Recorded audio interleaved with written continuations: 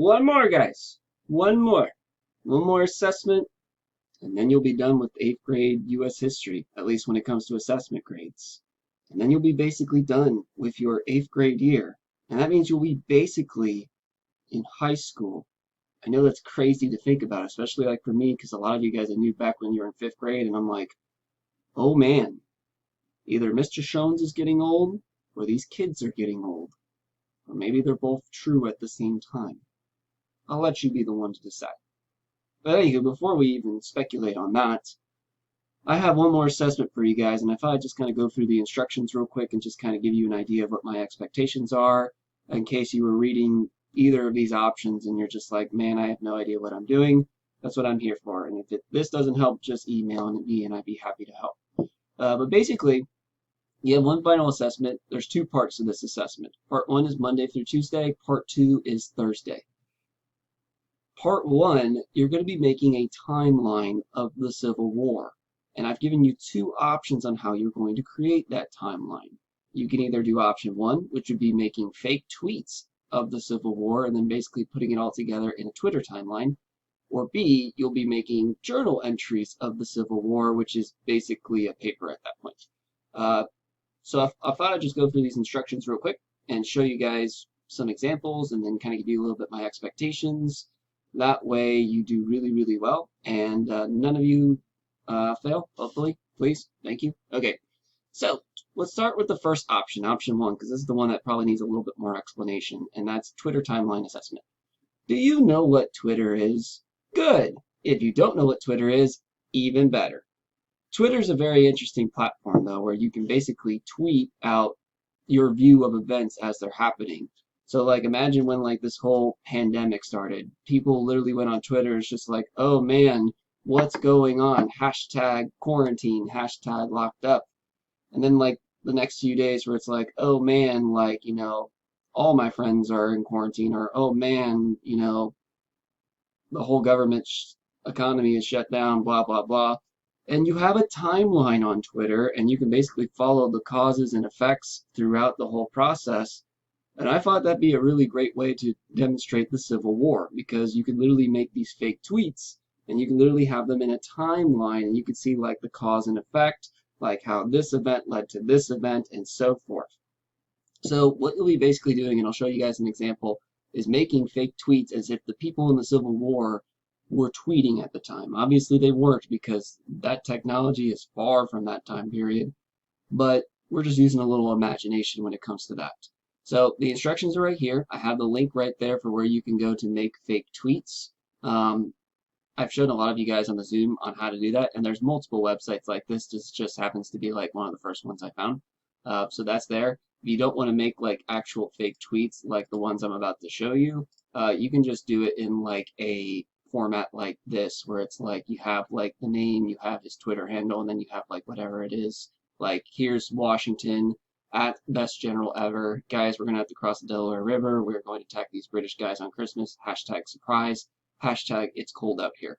You can do it either way. I would appreciate for those who do it this way, because then I can possibly use your examples in the future, or maybe show you guys how much better history students you are compared to like the high schoolers. The high schoolers did this for World War II. But anywho, you have many options as far as what events are going on. So you have all the options here. I've included the dates for all of them, because you're going to need to put the dates for it, so that way I know you know the sequence of events. And also just helps you put them in order anyways. And you're going to be tweeting from the perspective of one of these leaders. Now, all these leaders can be, well, not all these leaders, but some of these leaders can be used multiple times, and some might be used for the same event. Like, for instance, if I was looking at, like, the Confederation is formed, I might tweet from the perspective of Jefferson Davis, because he's the first president and only president of the Confederacy. Or maybe I'll tweet from the perspective of Abe Lincoln. You know, that's up for your guys' decision. It's your creativity. But here's the general requirements here of what I'm expecting. If you do this option, you need to have at least 10 tweets total. You can have more. And if you do have more, let's say one of those tweets you did before didn't earn enough points, like you lost some points because maybe you forgot a hashtag or something like that. Maybe your 11th tweet, I'll take that one instead and then grade those 10 instead of the one that you messed up. So you're welcome to do more of these. By all means, I would love to see your guys' creativity. So you're doing 10 tweets total, and it can't be tweets from the same event. Like, you can't do 10 tweets from Harper's Ferry. No, you need 10 of these events. I'm going to even emphasize it. I'm glad I didn't even upload this on RenWeb yet. I'm going to emphasize this. So you'll see a little bit more detail for that in RenWeb. You must use at least 6 world leaders from this list. Now, if you have 10 tweets and you have 6 leaders, that means you're going to be using those leaders more than once. But you can use 10 different people if you wish. Abe Lincoln could be tweeting multiple different events, obviously. So could someone like a Jefferson Davis. I even put like people like MLK Jr. in there because obviously you saw that last event right there. Maybe he's tweeting from like the 1960s saying, you know, like, I gotta have a dream and all that different stuff. Whatever you want to do. Each tweet must be 140 characters and or less and include a relevant hashtag. So like that's what I did here with Washington crossing the Delaware. It's like hashtag surprise because it was a surprise attack. Hashtag it's cold out there because it was freezing during the crossing of the Delaware. And each tweet must be historically accurate and match the speaker's personality and life. I mean, obviously, if you choose like John Brown to tweet about and you did a tweet saying like, I'm for slavery, that will be incorrect because John Brown literally died trying to get rid of slavery. So you kind of get the idea. And many events can be portrayed by different people and different examples and blah, blah, blah. So the requirements and all the guidelines are here. Here's a couple of examples, and I'll have this available also on RenWeb for you guys. I made one of these. Granted, I looked through this and I wish I did a little bit better, but I only spent like 40 minutes on this.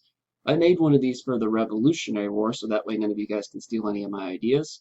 But you can kind of see like what I've done here. So it's like I have like King George III here, and I have like at Britain's best king, and I have like the first one's like, hey, now I hope you colonists are happy. We have defeated the French in the 7 Years' War. And then there's a response. Loyal colonies like, hooray, we can finally expand out to west into Ohio. Hashtag more land.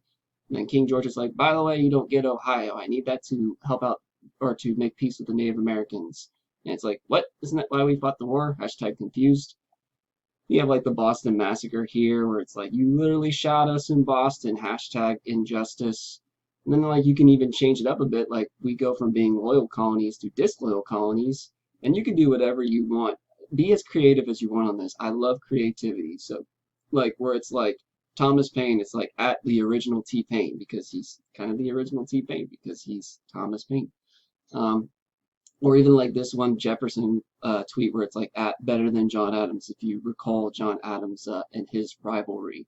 And you have like stuff like, you know, the Benedict Arnold, you got like the John Paul Jones look at, I may have killed the guy once because that's why he got to America in the first place. Be as creative as you guys want with this. This is just my example. I could have made it a whole lot longer, but I thought I just, at the end of the day, give you a working example.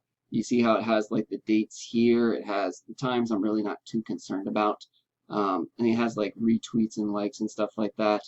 You don't have to necessarily go that far with the retweets and likes, but by all means, be as creative as you like. And who knows, maybe this will be something I share with the other history teachers to show how impressive you guys are as historians. But anywho, that gives you an idea of what this Twitter timeline assessment is. And you're basically going to be doing pretty much the same thing if you choose option 2 for part 1, but it'll be journal entries instead.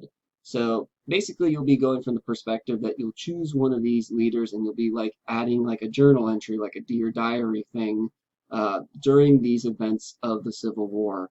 Now with this, I'm expecting a full paragraph for every journal entry there, which means that if you have to do 10 journal entries total, then I'm looking at 10 paragraphs. However, if you look at some of these events, you might be able to squeeze them together if you get what I'm saying. Like Vicksburg and Gettysburg, if you were writing a journal from Abraham Lincoln, like, wow, double whammy. Not only did we defeat the South at Gettysburg, but I just got word from Ulysses S. Grant that we also just captured the Mississippi River.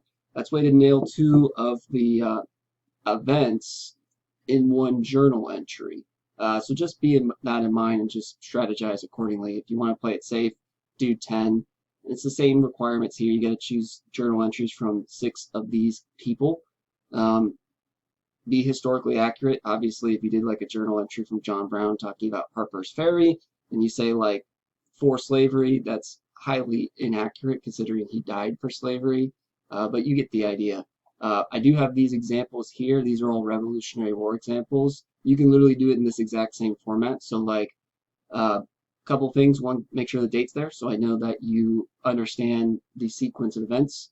But two, make sure I know who is actually doing this journal entry. So like here's my first one. The deed is done. Today we declared independence from those British tyrants. The United States of America is absolved from any allegiance from the British crown. I, Benjamin Franklin. So it's a tweet, or not a tweet, a journal entry from Benjamin Franklin. Assured everyone in the room that we must hang together, or most assuredly we would all hang separately. Everyone in that room knew what was at stake. We mutually pledged each other our lives, fortunes, and sacred honor. I hope that we need not prove that. So I clearly see who that journal entry is from. You need at least 6 different world leaders. Again, you can do multiple ones, like you can have 2 or 3 journal entries from Abe Lincoln if you wish, or multiple journal entries from Robert E. Lee, whatever you want to do. It's this assessment's designed to get the creativity out of you guys. The date's there, all is good, and the requirements are all here. All these requirements are how I'm grading you guys.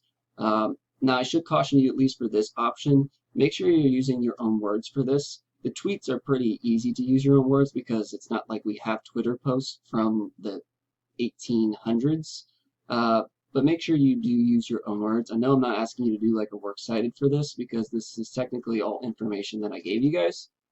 But if you're not using your own work, expect a 0, whether it be on this option or this option. But other than that, guys, that about does it. If you have any questions, just shoot me an email. I look forward to seeing how creative you guys are in this. And again, let me just extend you're almost there, guys. Stay strong, finish the race strongly. And I can't wait to see a lot of you guys at Locker Cleanout in almost a week from now. Anywho, take care, guys.